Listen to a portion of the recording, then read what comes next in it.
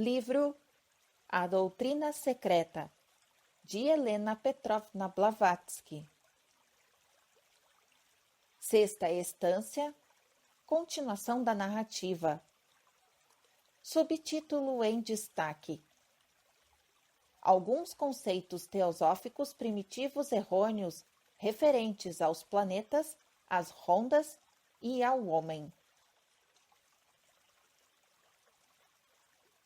Entre as 11 estâncias omitidas, há uma que dá ampla descrição da formação sucessiva das cadeias planetárias depois de haver começado a primeira diferenciação cósmica e atômica do acósmico primitivo.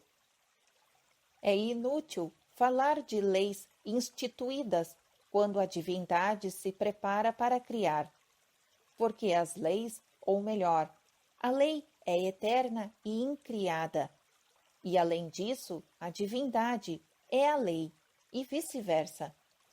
Por outro lado, a eterna lei una desenvolve todas as coisas na natureza que há de manifestar-se sobre a base de um princípio cétuplo. E este princípio rege as inumeráveis cadeias circulares de mundos compostas de 7 globos graduados nos 4 planos inferiores do mundo da formação, e outros 3 pertencem ao universo arquétipo. Desses 7 globos, somente o inferior e o mais material de todos se acha no nosso plano, ou ao alcance de nossos meios de percepção, e outros 6 estão fora deste plano, sendo, portanto, invisíveis ao olho terrestre. Cada uma das cadeias de mundos é o produto e a criação outra, inferior e morta, e é sua reencarnação, digamos assim. Mais claramente, segundo os ensinamentos, cada um dos planetas, dos quais se diz que apenas 7 são sagrados, por serem regidos pelos deuses ou regentes mais elevados, e não porque nada soubessem os antigos a respeito dos outros. Observação número 21. Nos livros secretos são mencionados muito mais planetas que nas obras astronômicas modernas. Continuação da narrativa. Cada um dos planetas, dizíamos, conhecido ou não conhecidos, é setenário, como o é também a cadeia a que pertencem a Terra. Observação número 22. Registrado também em Budismo Esotérico. Continuação da narrativa.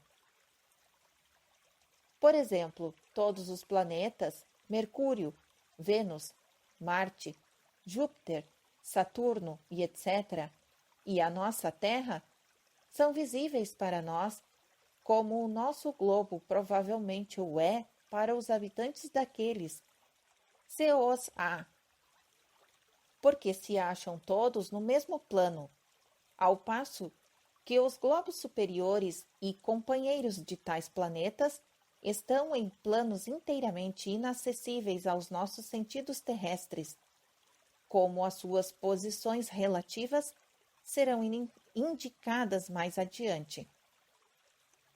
Inclusive, no diagrama que acompanha os comentários da sexta instância, não se faz mister acrescentar aqui, senão algumas palavras de explicação. Os companheiros invisíveis correspondem de maneira bem singular ao que denominamos os 7 princípios do homem. Os 7 estão em 3 planos materiais e 1 espiritual, correspondendo aos 3 upadis, bases materiais, e a 1 veículo espiritual, vahana, dos 7 princípios da divisão humana. Se para podermos formar uma concepção mais clara, imaginarmos os princípios humanos dispostos em um esquema, obteremos o seguinte diagrama de correspondências. Observação. A imagem do diagrama estará disponível no PDF que se encontra no Telegram, registrado na página 197. Continuação da narrativa. Como o nosso método é proceder dos universais para os particulares, em vez de seguir o processo indutivo de Aristóteles, os números estão ordenados em sentido inverso. O espírito vem em primeiro lugar, e não no sétimo, como se procede usualmente, mas como, em verdade, não se deveria fazer. Os princípios humanos, tais como enumerados no esoterismo budista e em outros, são: número 1, Atma; número 2, Bud, alma espiritual; número 3, Manas, alma humana; número 4, Kama, Rupa, veículo dos desejos e paixões; número 5, Prana; número 6, Linga, Sharira; número 7, Itula, Sharira. As linhas negras horizontais dos globos inferiores são os upadis, no caso dos princípios humanos, e os planos no caso da cadeia planetária. Quanto aos princípios humanos, conforme se vê, o quadro não os apresenta exatamente em ordem, mostra, porém, a correspondência e a analogia para as quais desejamos chamar a atenção do leitor. Verá este que se trata da descida do espírito na matéria, do ajuntamento dos dois, tanto no sentido místico como no físico, e de sua conjunção para a grande luta pela existência, que aguarda ambas as entidades. Parecerá talvez estranho o emprego da expressão entidade com referência a um globo, mas os filósofos antigos que viram na Terra um enorme animal eram mais sábios no seu tempo do que os modernos geólogos em nossos dias. E Plínio, que chamava a Terra nossa, boa mãe e nutriz, e o único elemento que não é inimigo do homem, falava com mais veracidade do que Watts, que imaginava ver nela o escabelo de Deus. Pois a terra não é senão o escabelo do homem em sua ascensão para as regiões superiores, o vestíbulo das glórias mansões, para onde ocorre sem cessar agitada multidão. Mas isto serve apenas para mostrar quão admiravelmente a filosofia oculta esclarece e ordena todas as coisas da natureza e como os seus princípios são mais lógicos do que as especulações hipotéticas e sem vida da ciência física. Aprendendo tudo isso, o místico ficará mais bem preparado para assimilar o ensinamento oculto, não importando que os seguidores da ciência moderna possam, e tudo indica que o farão, considerá-lo absurdo e sem sentido. O ocultista sustenta que a teoria ora exposta é muito mais filosófica e provável que outra qualquer. É mais lógica, em todo o caso, que a teoria recentemente aventada de que a Lua é um fragmento projetado da Terra, quando esta era um globo em estado de fusão. Diz Samuel Lang, autor de A Ciência Moderna e Pensamento Moderno. Segue o trecho.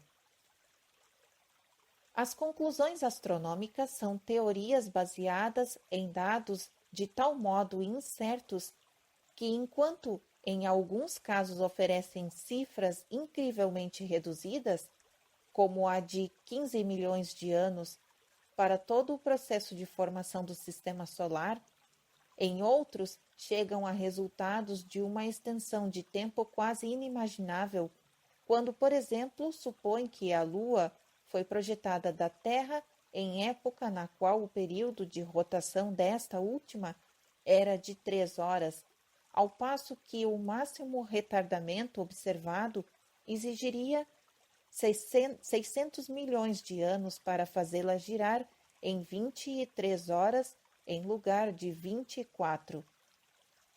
Observação número 23. Registrada a citação na página 48. Continuação da narrativa. E se os físicos insistem em especulações desse jaez, por que zombar da cronologia dos hindus, taxando-a de exagerada? Diz-se ainda que as cadeias planetárias têm os seus dias e as suas noites, isto é, períodos de atividade ou vida e períodos de inércia ou morte, e que se comportam no céu como os homens na terra, que engendram cadeias semelhantes, envelhecem e se extinguem fisicamente, sobrevindo na progenie os seus princípios espirituais. Sem nos abalançarmos à tarefa sobremodo difícil de explicar o processo em todas as suas minúcias cósmicas, podemos dizer o suficiente para que se tenha uma ideia aproximada a esse respeito. Quando uma cadeia planetária se encontra em sua última ronda, o seu globo A, antes de extinguir-se por completo, envia toda a sua energia de todos os seus princípios a um centro neutro de força latente, um centro Laya, assim animando e chamando à vida um novo núcleo de substância ou matéria não diferenciada. Suponhamos que uma evolução semelhante houvesse ocorrido na cadeia lunar planetária. Suponhamos ainda, para argumentar, que a Lua seja muito mais velha que a Terra, apesar de que a teoria de Darwin, que citaremos mais adiante, ter sido recentemente abandonada e de não se achar o fato ainda determinado pelo cálculo matemático. Imaginemos os 6 globos companheiros da Lua. Em períodos anteriores à evolução do primeiro globo de nossa cadeia setenária, ocupando uns em relação aos outros as mesmas posições que ocupam atualmente os globos companheiros da Terra em nossa cadeia planetária. Observação número 24. Veja-se também em Budismo Esotérico a continuação do homem e a cadeia planetária. Continuação da narrativa. Será então fácil imaginar o globo A da cadeia lunar dando vida ao globo A da cadeia terrestre e morrendo depois, em seguida, o globo B da primeira, transmitindo a sua energia ao globo B da nova cadeia. Depois, o globo C da cadeia lunar, criando o seu descendente, a esfera C da cadeia terrestre, e finalmente a Lua, nosso satélite, enviando toda a sua vida e energia e poderes ao globo mais baixo da nossa cadeia planetária, o globo D, a nossa Terra, vertendo-os assim em um novo centro e tornando-se virtualmente um planeta morto, no qual a rotação quase cessou após o nascimento do nosso globo. A Lua é, sem dúvida, o satélite da Terra, mas isto não invalida a teoria de que ela deu tudo à Terra, exceto o seu cadáver. Para que a teoria de Darwin subsistisse, houvesse mister de rebuscar, além da hipótese de que falamos, hoje relegada, outras especulações ainda mais obstrusas. Diz-se que a Lua esfriou 6 vezes mais depressa que a Terra. Observação número 25. Registrado em O Mundo da Vida, de Winchell. Continuação da narrativa. Se a Terra se solidificou há 14 milhões de anos, a Lua não terá mais de 12 milhões e 2/3 de 1 milhão de anos a partir daquela época, etc, etc. E se a nossa Lua não passa de um salpico de barro procedente da Terra, por que não tirar uma conclusão análoga para as luas dos outros planetas? Respondem os astrônomos: não o sabemos. Porque Vênus e Mercúrio não têm satélites. E se tais satélites existem, como teriam sido formados? Não o sabem os astrônomos, porque dizemos a nós: a ciência possui apenas uma chave, a chave da matéria, para abrir os mistérios da natureza, ao passo que a filosofia oculta dispõe de 7 chaves que podem explicar o que a ciência não consegue ver. Mercúrio e Vênus não têm satélites, mas tiveram pais exatamente como a Terra. Ambos são muito mais antigos que a Terra, e antes que esta chegue à sua 7ª ronda, sua mãe, a Lua, ter-se-á dissolvido no ar sutil, como sucederá ou não, conforme o caso, com as luas dos demais planetas, pois há planetas que possuem várias luas, mistério ainda não decifrado por nenhum Édipo da astronomia. A Lua é hoje o frio resíduo, a sombra arrastada pelo corpo novo para o qual se fez a transfusão de seus poderes e princípios de vida. Esta agora condenada a seguir a Terra durante longos évos, atraindo-a e sendo por ela atraída, incessantemente vampirizada por sua filha, vinga-se impregnando-a com a influência nefasta, invisível e venenosa que emana do lado oculto de sua natureza. Pois é um corpo morto e, no entanto, vive. As partículas do seu cadáver em decomposição estão cheias de vida ativa e destruidora, embora o corpo que ela anteriormente formavam esteja sem alma e sem vida.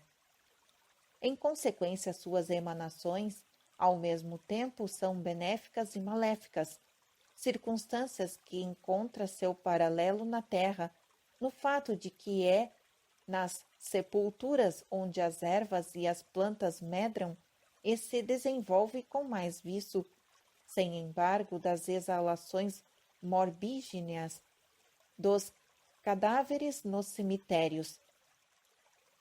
Como os fantasmas e vampiros, a Lua é amiga dos feiticeiros e inimiga dos imprudentes.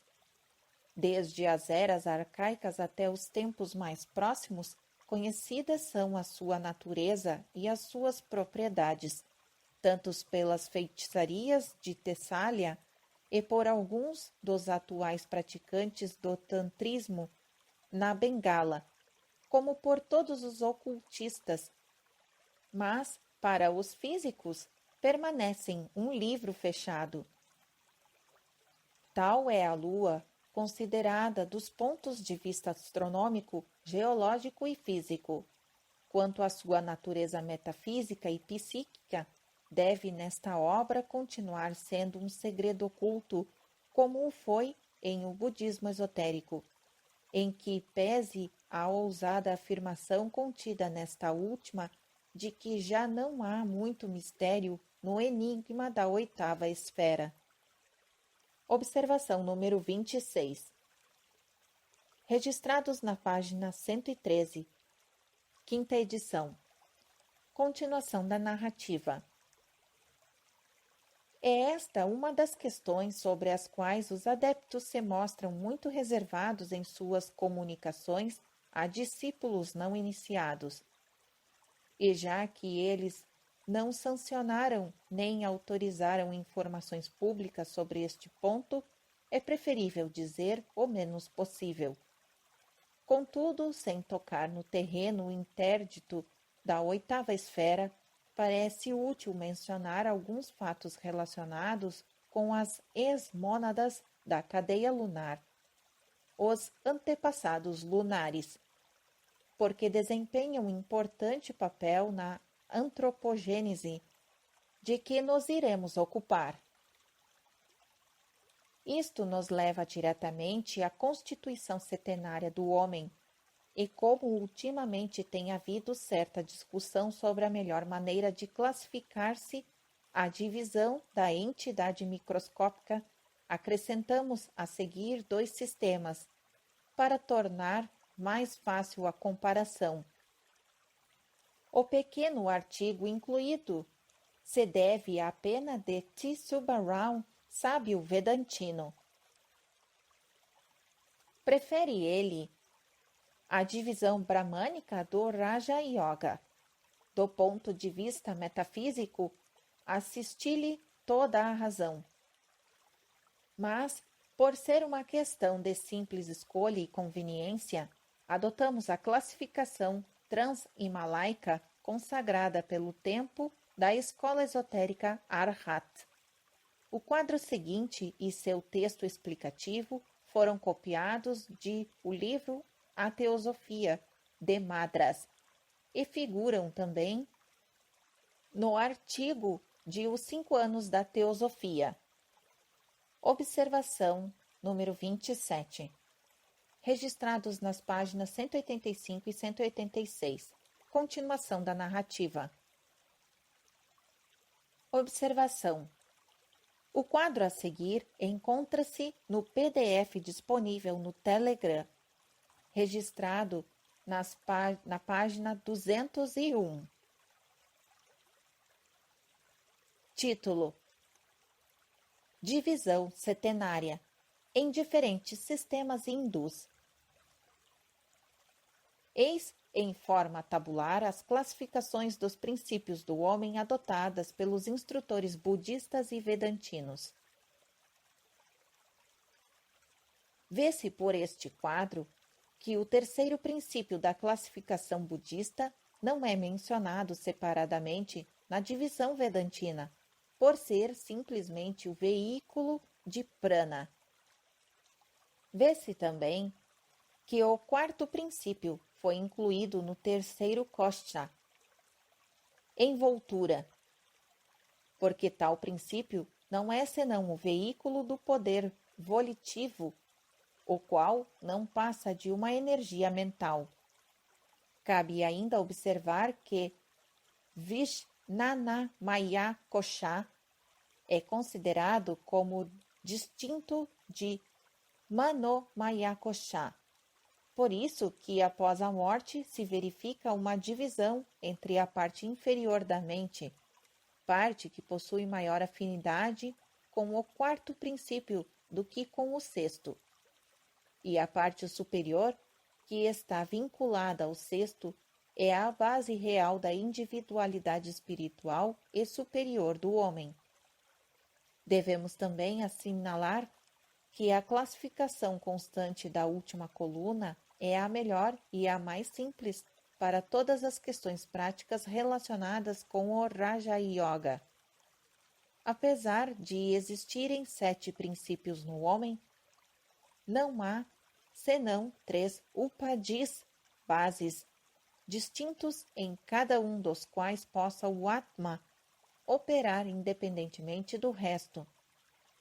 Um adepto pode separar os 3 upadhis sem o perigo de morrer, mas não pode separar os 7 princípios sem destruir a sua constituição.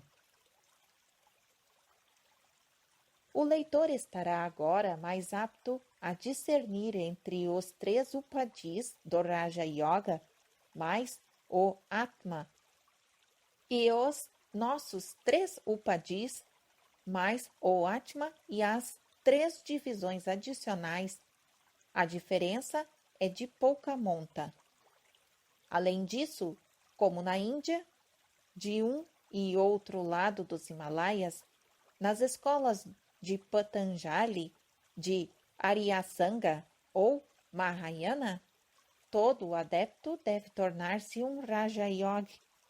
Cumpra-lhe, portanto, aceitar a classificação Taraka Raja em princípio e em teoria, sem embargo de que possa recorrer a outra para fins práticos e ocultos.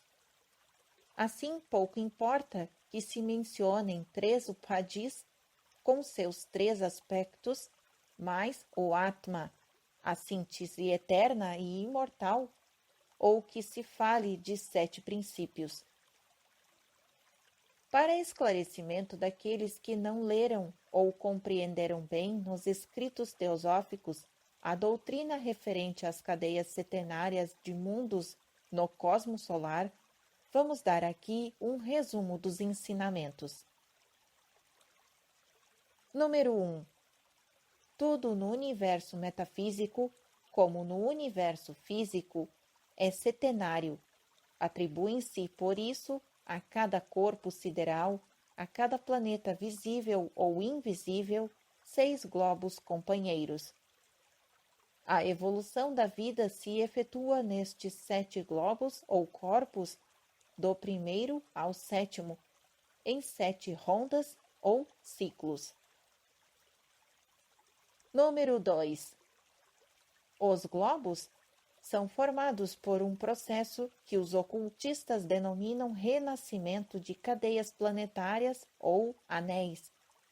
Quando a 7ª e última ronda de um dos anéis se inicia, o globo superior, ou primeiro, A, e como ele todos os demais sucessivamente até o último, em vez de entrar num período mais ou menos longo de repouso ou de obscurecimento, como nas rondas precedentes, começa a desgastar-se. A dissolução planetária, Pralaya, aproxima-se. A sua hora soou. Deve transferir sua vida e energia a outro planeta. Observação número 33. Veja-se também o diagrama segundo da página 215. Continuação da narrativa. Número 3.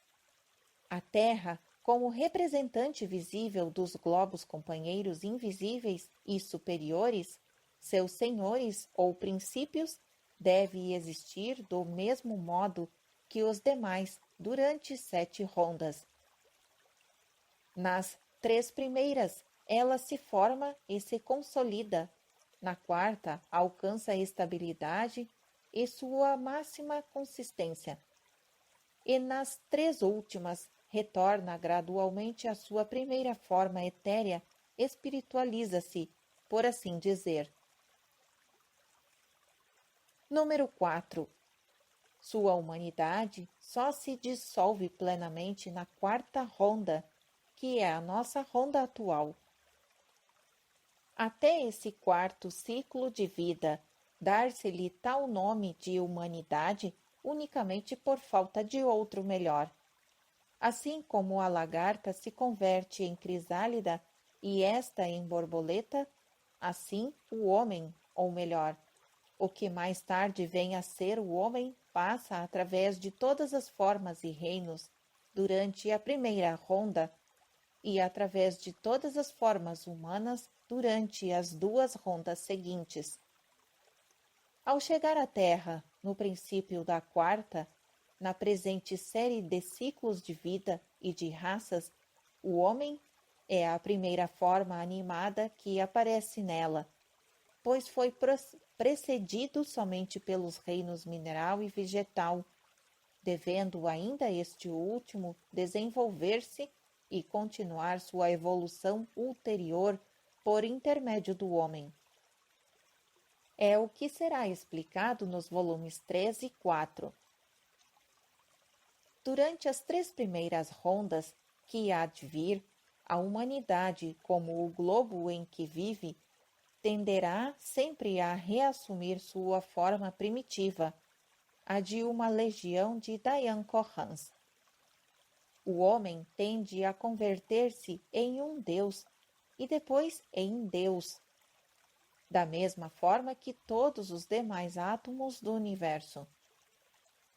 Começando por considerar as coisas lá pela remotíssima 2ª ronda, vemos que a evolução já se processa sobre um plano inteiramente diferente. Só na primeira ronda é que o homem celestial se torna um ser humano no globo A.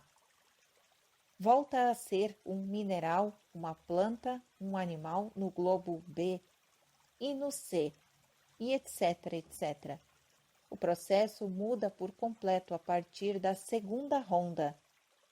Mas aprendestes a lição da prudência, e eu vos aconselho a não dizer nada antes de chegar o momento oportuno para isso. Observação número 34.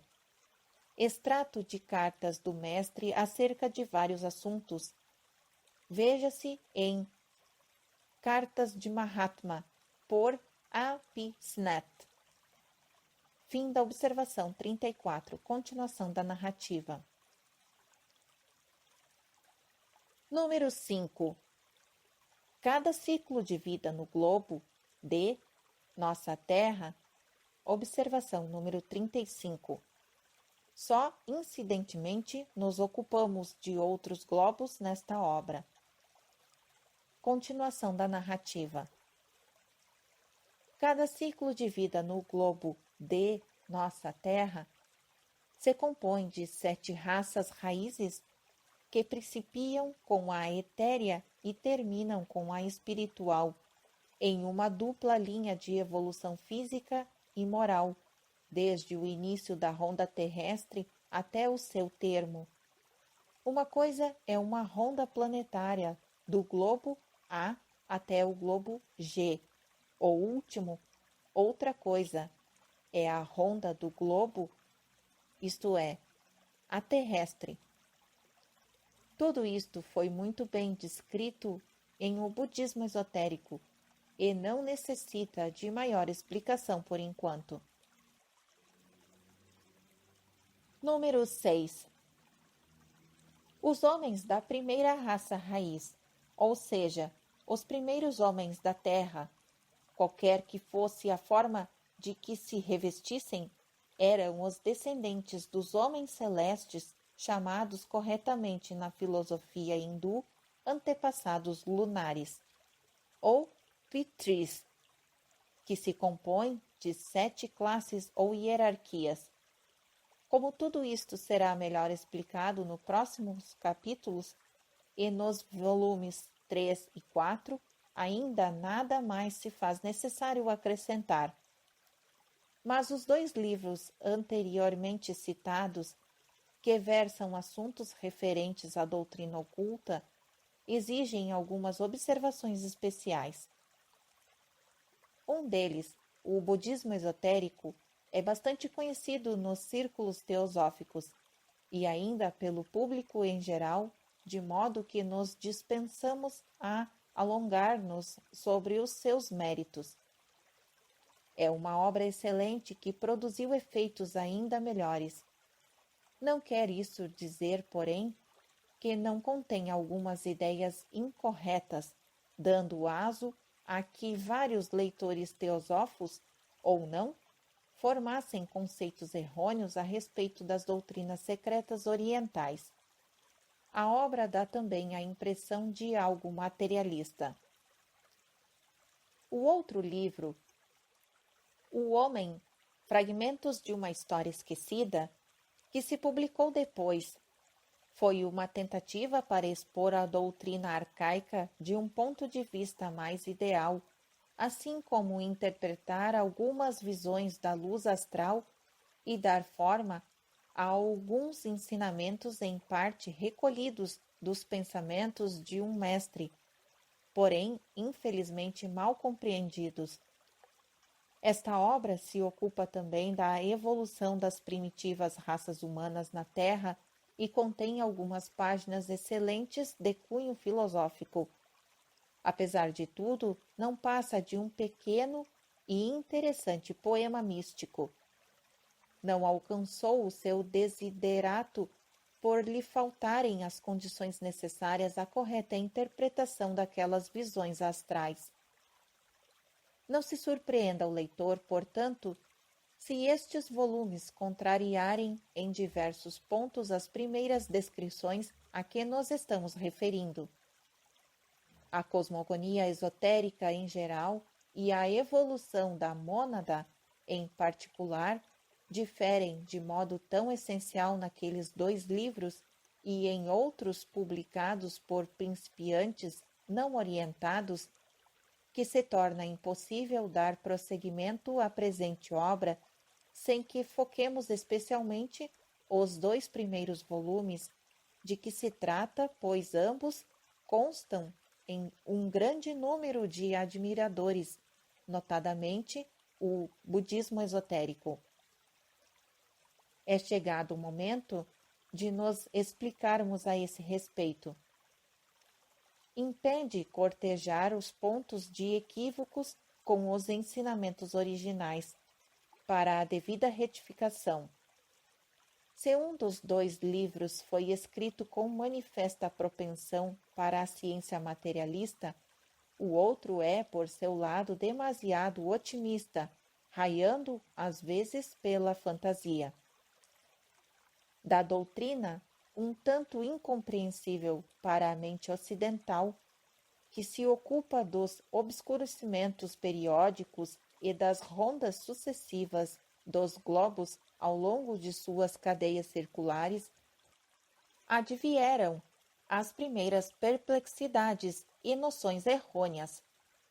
Um destes conceitos se refere aos homens da 5ª ronda e até aos da 6ª ronda. Os que sabiam ser uma ronda precedida em seguida de um longo período de repouso ou pralaya, que cria um abismo intransponível entre 2 rondas até o advento de um novo ciclo de vida, não podiam compreender o sofisma de falar-se da existência de gente da 5ª e da 6ª ronda, em nossa ronda atual, a 4ª. Afirmava-se que Gautama Buda era um homem da 6ª ronda, que Platão e outros grandes filósofos e gênios pertenciam à 5ª. Como podia ser isso? Um mestre dizia e sustentava que ainda agora existem na Terra homens da 5ª ronda, e embora se entendesse que ele havia ensinado, encontra-se a humanidade na 4ª ronda. Em outra ocasião, parecia dizer que estamos na 5ª. A isso acudiu outro mestre, com uma resposta apocalíptica. Algumas gotas de chuva não fazem uma monção, se bem que a pressagiem. Não, nós não estamos agora na 5ª ronda, mas homens a ela pertencentes parece que começaram a chegar há alguns milhares de anos. Eis uma coisa mais difícil de resolver que o enigma da esfinge. Os estudantes de ocultismo submeteram seus cérebros às mais árduas especulações. Durante largo tempo, esforçaram-se por sobrepujar o Édipo e conciliar as 2 afirmações. E como os mestres se mantinham tão silenciosos quanto a esfinge de pedra, foram acusados de inconsequência, de contradição e de discrepância. Mas o que eles faziam era pura e simplesmente deixar que as especulações seguissem o seu curso, a fim de darem uma lição de que realmente necessita a mente ocidental. Em sua vaidade e arrogância, em seu veso de materializar todos os conceitos e termos metafísicos, sem conceder lugar alguma à metáfora e à alegoria oriental, os nossos orientalistas haviam feito uma salsada de filosofia hindu exotérica, e eis que os teósofos procediam de maneira idêntica em relação aos ensinamentos esotéricos. Sendo certo que estes últimos até hoje não chegaram a compreender o significado da expressão homens da quinta e da sexta ronda, vamos dar aqui a explicação. Cada ronda traz consigo um desenvolvimento novo e até mesmo uma mudança completa na constituição física, psíquica, mental e espiritual do homem, fazendo evolucionar todos os princípios em escala sempre ascendente. Segue-se que os homens como Confúcio e Platão, que pertenciam psíquica, mental e espiritualmente a planos mais elevados de evolução, eram em nossa quarta ronda o que o homem comum atual virá a ser na quinta ronda, cuja humanidade ocupará na escala da evolução um grau bem superior àquele em que se acha a nossa humanidade de hoje. Do mesmo modo, Gautama Buda, a sabedoria encarnada, era muito superior a todos os homens de quem acabamos de falar, chamados homens da quinta ronda. E por isso, Buda e também Shankaracharya foram denominados homens da sexta ronda. Descobre-se, assim, a sabedoria oculta na observação antes qualificada como evasiva, de que algumas gotas de chuva não fazem uma monção, se bem que as pressagiem. E agora se compreenderá com toda a clareza a verdade contida na seguinte passagem do budismo esotérico. Segue o trecho. Quando os fatos complexos de uma ciência ainda desconhecida são pela primeira vez expostos a espíritos não preparados, é impossível apresentá-los com todas as qualificações devidas e seus anormais desenvolvimentos. Devemos primeiro contentar-nos com as regras gerais, deixando para depois as exceções, e é este exatamente o caso do estudo oculto, cujos métodos tradicionais de ensino, comumente adotados, visam a imprimir cada ideia nova na memória, provocando uma perplexidade que logo se desfaz. Observação número 36. Trecho registrado em Budismo Esotérico, página 145. Continuação da narrativa. Como o autor da observação era, conforme ele próprio diz, um espírito não educado no ocultismo, suas deduções pessoais, apoiadas em seus conhecimentos mais amplos das modernas especulações astronômicas do que das doutrinas arcaicas, o levaram naturalmente, sem que o percebesse, a cometer alguns erros mais de pormenores que propriamente dos princípios gerais. Citaremos um deles.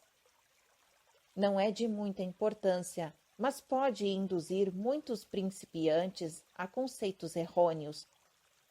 E uma vez que os erros da primeira edição foram corrigidos nas anotações da quinta, do mesmo modo, a sexta poderá ser ainda revista e aperfeiçoada. Várias foram as causas de tais enganos. Em primeiro lugar, a necessidade em que se viam os mestres de dar algumas respostas evasivas a perguntas demasiado insistentes, que não podiam ser deixadas em silêncio, e, de outro lado, o caráter de certas indagações que só podiam ser respondidas em parte. Não obstante esta situação, o sentido daquele provérbio de que meio pão é preferível a nenhum pão foi tantas vezes mal compreendido e só raramente apreciado como devia ser. Daí resultou que os chelas leigos da Europa se permitiram algumas especulações gratuitas.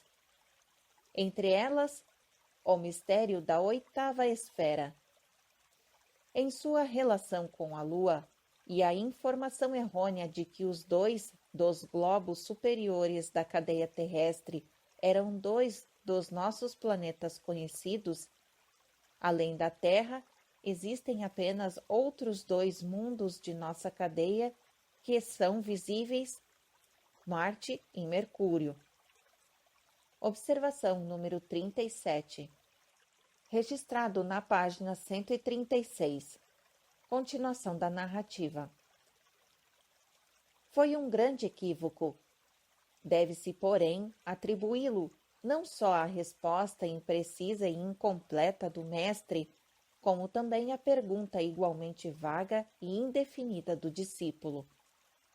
A indagação era: quais os planetas, dentre os conhecidos pela ciência atual, que além de Mercúrio pertencem ao nosso sistema de mundos? Ora, se por sistema de mundos se pretendia significar a nossa cadeia ou cordão terrestre, por quem fez a pergunta, em vez de o sistema solar dos mundos, como deveria ser o caso, então não é de admirar que a resposta fosse mal compreendida. Porque a resposta foi Marte, etc., e 4 outros planetas a respeito dos quais nada se sabe a astronomia, nem A, B, nem Y, Z, são conhecidos, nem podem ser vistos por meios físicos, por mais aperfeiçoados que sejam. Observação número 38. Registrado em As Cartas de Mahatma, por A. P. Sinnett, página 176. Continuação da narrativa. Tudo parece claro. Letra A. Nada sabe ainda a astronomia na realidade com relação a planetas antigos, nem aos que acabam de ser descobertos nos tempos modernos. Letra B. Nenhum planeta companheiro de A a Z, isto é, nenhum dos globos superiores de qualquer cadeia do sistema solar pode ser visto, com exceção naturalmente de todos os planetas que ocupam o 4º lugar na ordem numérica, como a nossa Terra, a Lua, e etc. Quanto a Marte, Mercúrio e os outros 4 planetas, nenhum mestre ou ocultista elevado jamais falará da relação que tem com a Terra, nem explicará a natureza dessa relação.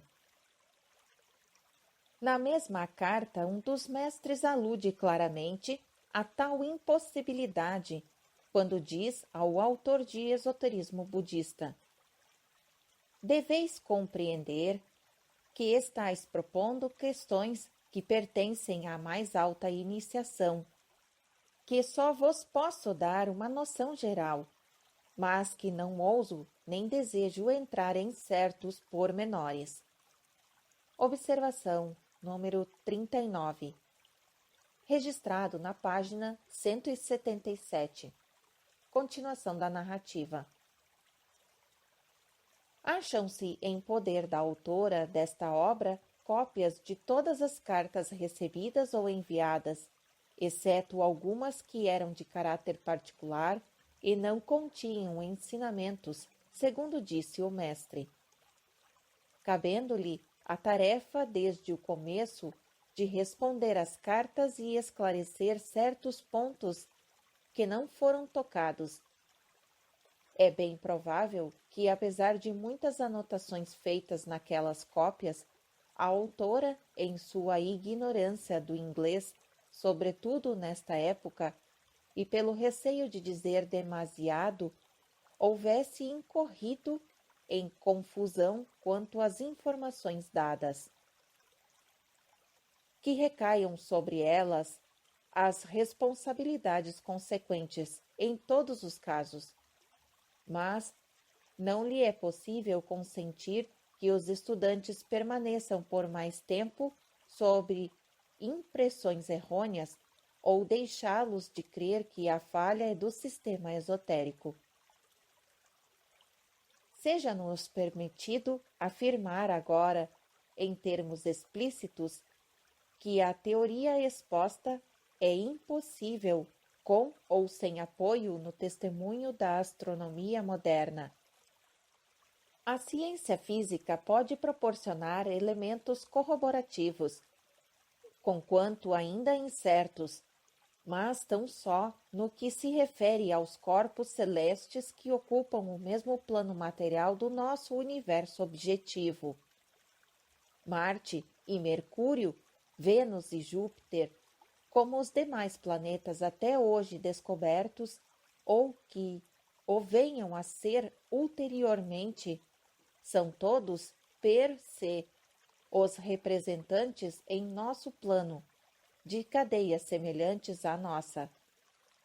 É o que afirma claramente uma das numerosas cartas do mestre do Sr. Sinet. Existem em nosso sistema solar e fora dele inúmeras outras cadeias mavantáricas de globos, em que habitam seres inteligentes. Observação número 40. Registrado em As Cartas de Mahatma, por A.P. Sinet, página 119, continuação da narrativa. Mas nem Marte, nem Mercúrio pertencem à nossa cadeia. São da mesma forma que os demais planetas, unidades setenárias na grande série de cadeias do nosso sistema, e são tão visíveis como invisíveis são os seus respectivos globos superiores. Se ainda se objetar que certas expressões nas cartas do mestre são capazes de induzir em erro, nós diremos: Amém, é verdade. O autor do budismo esotérico bem o compreendeu ao escrever que os métodos tradicionais de ensino podem provocar a perplexidade e fazê-la ou não desaparecer, conforme o caso. Se acrescentar que isso devia ser dito mais cedo, explicando-se, como agora o fazem, a verdadeira natureza dos planetas, responderemos que tal não foi julgado oportuno até o presente momento, porque se teria aberto o caminho a uma série de questões suplementares que jamais seria possível solucionar por causa do seu caráter esotérico, o que só transtornos viria a trazer. Afirmou-se desde o começo e tem-se repetido muitas vezes. Item número 1. Que nenhum teósofo, nem mesmo como Shela aceito, por nada dizer dos estudantes leigos, pode esperar que lhes sejam ministrados os ensinamentos secretos com explicação completa e perfeita, antes de haver se vinculado de modo irrevogável à fraternidade e de ter passado, no mínimo, por uma iniciação, pois nem símbolos nem números podem ser transmitidos ao público, e aos números e os símbolos são a chave do sistema esotérico. Item número 2. Que a parte já revelada era simplesmente o revestimento esotérico do que se contém em quase todas as escrituras exotéricas das religiões do mundo, sobretudo nos Brahmanas, nos Upanishads e ainda dos Puranas. Constituía, portanto, uma diminuta parcela do que ora se divulga mais amplamente nos presentes volumes, ainda que a nossa exposição também seja incompleta e fragmentária. Quando deu início a este livro, a autora, convencida de que era errônea a especulação em torno de Marte e Mercúrio, solicitou por carta aos mestres um esclarecimento e uma versão autorizada. Ela os obteve de modo satisfatório em todos os sentidos e transcreve a seguir textualmente trechos das respostas recebidas. Segue o trecho agora. É absolutamente certo que Marte se encontra agora em estado de obscurecimento e que Mercúrio começa precisamente a sair do mesmo estado. Podereis acrescentar que Vênus está em sua última ronda. Se nem Mercúrio nem Vênus possuem satélites, é porque há razões. E também porque Marte possui 2 satélites a que não tem direito. Phobos. Observação. Na astronomia, é o maior e mais interno dos satélites de Marte descoberto em 1877 pelo astrônomo Alfred Hall, de 1829 a 1907. Continuação da narrativa. Phobos, o suposto satélite interior, não é realmente um satélite. Assim, a antiga observação de Laplace e a recente de Fayet não se harmonizam, como vedes. Observação. Ler em Comptes Rendus, capítulo 90, página 569. Continuação da narrativa. Phobos possui um tempo periódico demasiado curto e, portanto, deve existir alguma falha na ideia máter da teoria, como Fayet justamente observa. Ademais, ambos, Marte e Mercúrio, são cadeias setenárias tão independentes dos senhores e superiores siderais da Terra como vós sois independentes dos princípios de Daolin, o pequeno polegar, os quais eram talvez os seus 6 irmãos, com ou sem toucas de dormir. A satisfação da curiosidade é para alguns homens o fim do conhecimento. Diz Bacon, que estava tão certo ao formular este aforismo quanto aqueles que, já cientes disso antes dele, ou estavam de distinguir sabedoria de conhecimento e em traçar limites ao que se deve dizer em determinado momento. Lembrai-os de que o conhecimento reside em cabeças com pensamentos alheios, a sabedoria em mentes que refletem por si mesmas.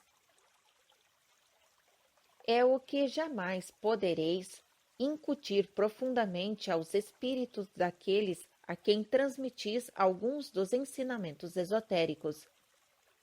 Daremos mais alguns extratos de outras cartas escritas pela mesma autoridade, já agora em resposta a certas objeções apresentadas aos mestres. Fundavam-se estas em raciocínio científico e fúteis, ao mesmo tempo, quanto à conveniência de se conciliarem as teorias esotéricas com as especulações da ciência moderna. Formulou-as um jovem teósofo com o objetivo de pôr à prova a doutrina secreta e com referência a este mesmo assunto. Insinuava que se na realidade existiam semelhantes globos companheiros, deveriam ser apenas um pouco menos materiais que a nossa Terra. Por que então não podiam ser vistos? Eis a resposta. Segue o trecho.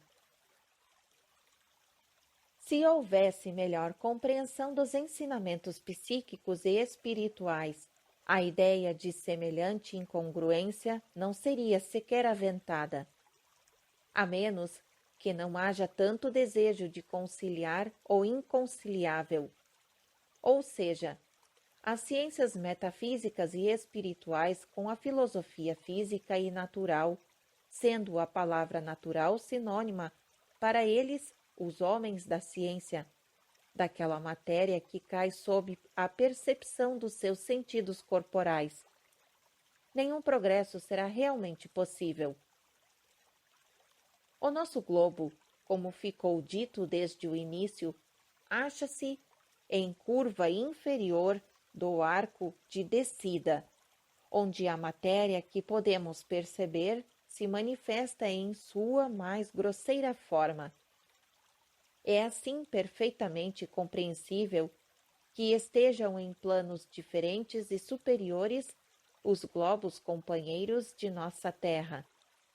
Em resumo, como globos, estão em coadunação, mas não em consubstancialidade com a nossa Terra e pertencem, portanto, a outro estado de consciência.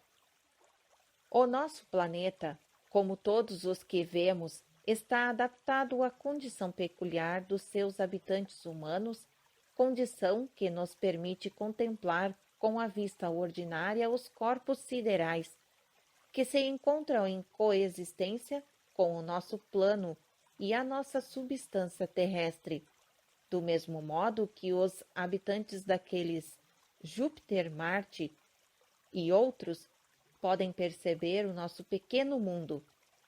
Isto porque os nossos respectivos planos de coexistência não diferem senão em grau, sendo idênticos em espécie e situados no mesmo estado de matéria diferenciada.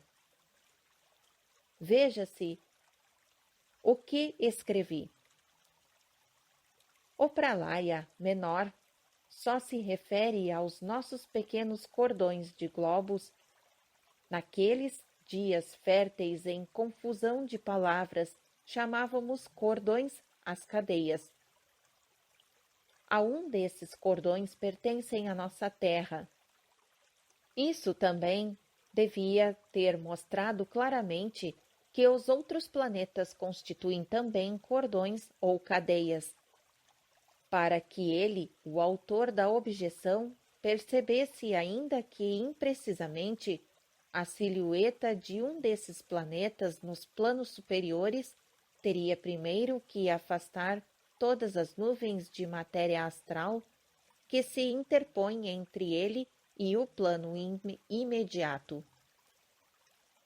Fim do trecho. Continuação da narrativa. Fácil é, portanto, compreender porque não podemos ver, nem mesmo com a ajuda dos melhores telescópios, o que se acha fora do nosso mundo de matéria. Só aqueles a quem damos o nome de adeptos, que sabem como dirigir a sua visão mental e transferir sua consciência, tanto física como psíquica, a outros planos de existência, podem falar com autoridade acerca de tais assuntos. E eles nos dizem claramente. Segue o trecho. Se levardes a vida que se faz mister para a aquisição de semelhantes poderes e conhecimento, a sabedoria virá até vós de modo muito natural. Desde o momento em que vos seja possível sintonizar a consciência com qualquer uma das 7 cordas da consciência universal, aquelas cordas que se acham em tensão sobre a caixa sonora do cosmos, vibrando ao longo de uma a outra eternidade, quando houverdes estudado por completo a música das esferas, então, e somente então, tereis plena liberdade para compartilhar o conhecimento com aqueles junto aos quais é possível fazê-lo sem perigo. Até lá, sede prudentes. Não deis à nossa geração atual as grandes verdades que constituem a herança das raças futuras. Não tenteis desvendar os segredos do ser e do não ser aos que são incapazes de compreender o significado oculto do heptacórdio de Apolo, a lira do Deus radiante, em cada uma de cujas 7 cordas residem o espírito, a alma e o corpo astral do cosmos, do qual apenas a capa exterior caiu entre as mãos da ciência moderna.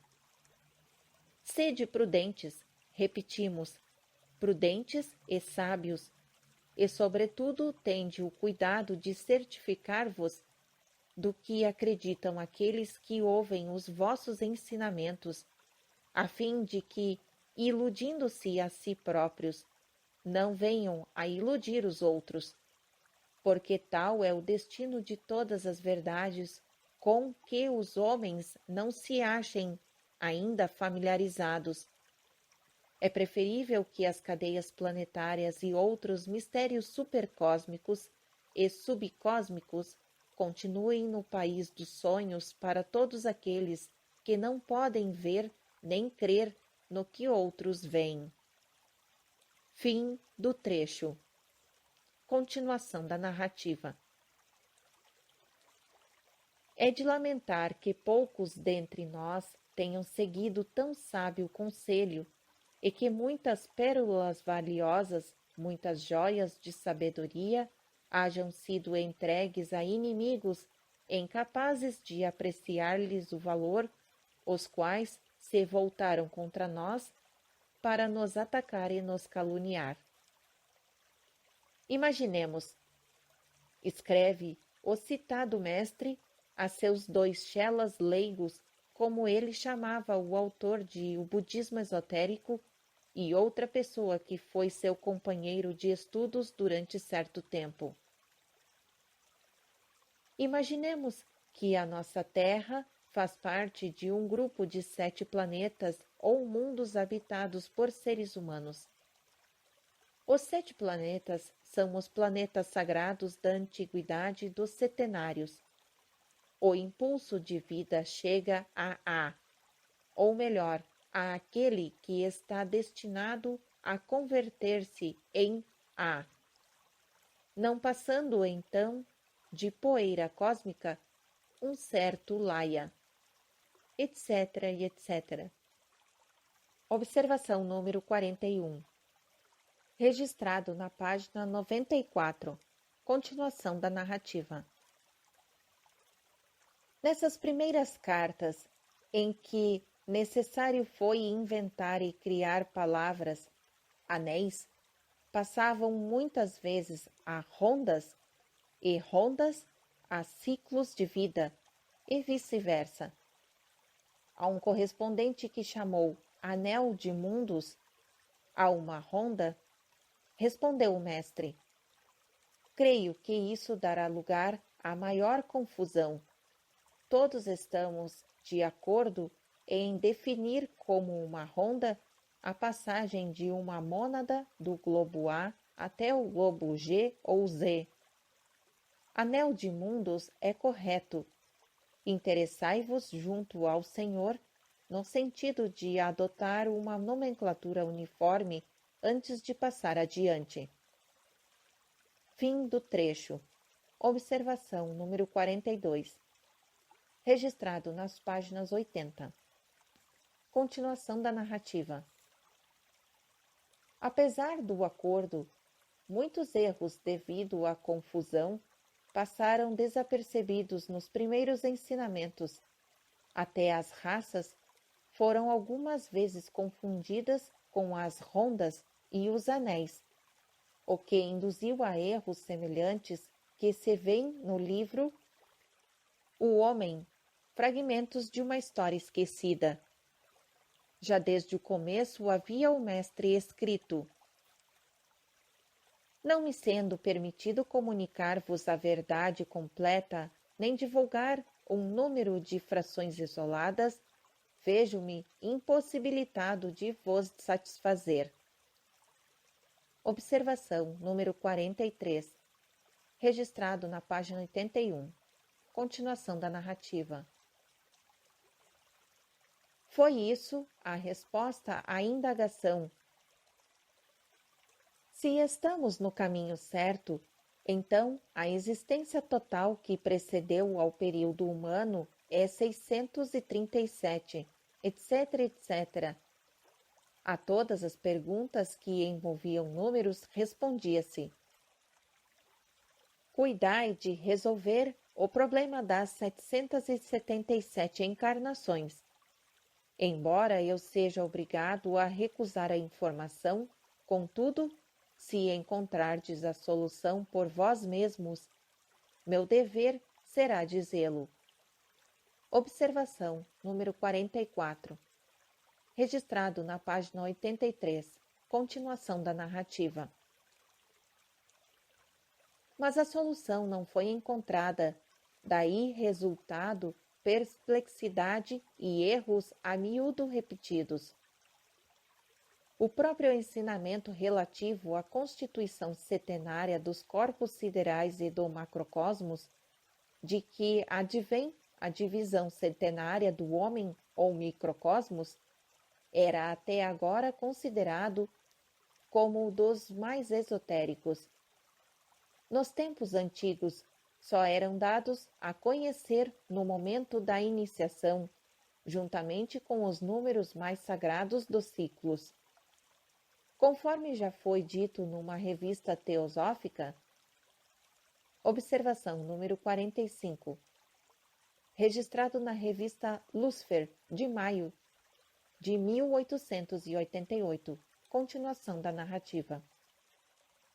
Não havia a intenção de revelar-se agora todo o sistema cosmogônico, nem por um instante se pensou que isso fosse possível na época atual, em que, como resposta a uma série de perguntas formuladas pelo autor de O Budismo Esotérico, não eram ministradas senão algumas informações parcimoniosas. Entre as questões propostas figuravam umas que envolviam problemas de tal ordem que nenhum mestre, por mais graduado e independente que fosse, teria o direito de esclarecer, divulgando assim ao mundo os mais arcaicos e venerandos mistérios dos antigos templos e instituições.